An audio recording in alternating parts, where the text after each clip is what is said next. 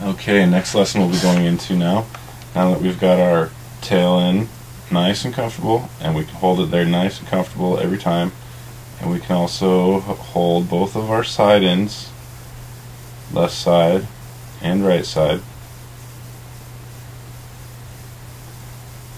Then we want to move to nose in. Okay, so nose in is like tail in, except the whole right stick is opposite.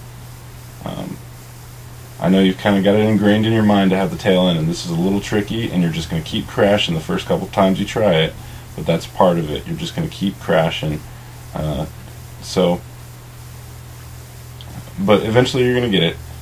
Best, obviously, to try this on the sim. If you don't have a sim, you're going to have to do it the hard way. Learn it the same way you learn tail in. Off the ground, light on the skids, move around a little bit, get the hang of it, slide around, and if you get into trouble, go down. If you've got a sim, you can go side in already. Try just going a little bit further. Get to where you can go a little bit further in, a little bit further, a little bit further, a little bit further. Basically, remember how last time, everything on the elevator felt natural. Like forward was forward, back was back, side was side. So this one's total opposite. Back on the stick is what makes it go away from you, and forward on the stick is what makes it come towards you. Aileron is opposite as well. Right on the stick makes it go left. Left on the stick makes it go right. So much of the control comes down to what you're doing with your right stick. This is mode 2, by the way. That this just feels really foreign, trying to do nose in. At first, you'll get the hang of it, and then you'll learn how to transition between all of them. But right now, just get the hang of this nose in right here, and the fact that everything on the right stick is the complete opposite of what it usually is. The rudder's still the same. It's still going to spin in the same direction either way with the rudder. You don't have to worry about the rudder reversing until you're inverted.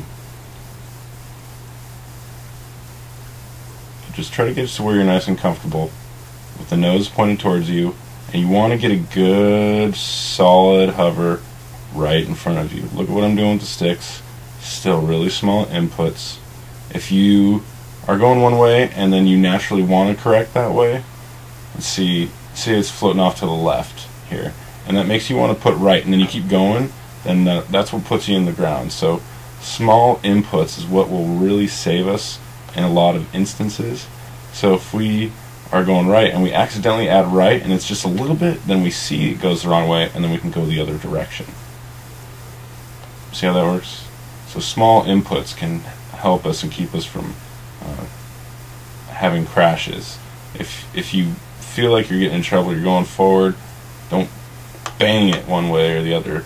Last thing you want to do is bang it into get it to hit yourself. But just light inputs. If you're going back and it's not the right direction you want to go the opposite direction.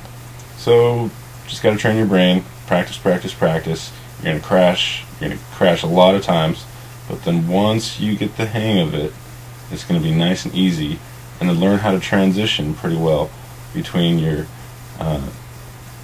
tail in that we know you can do, your side ends that we know you can do, and your nose ends that we know you can do. So once you're comfortable with these and transitioning between all of these, you're pretty much ready to take off the training gear, and you can start moving into forward flight.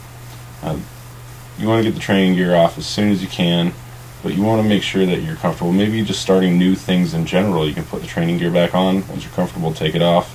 Stay in your comfort zone. It's really up to you. The training gear is going to really affect your flight. You want to get it off as soon as you can so it feels like a much smoother flight. And you can start getting into forward flight and everything. But that's really a matter of preference. So, now that you've got nose in, we're ready to take this training gear off. We're going to go to another spot and start talking about forward flight.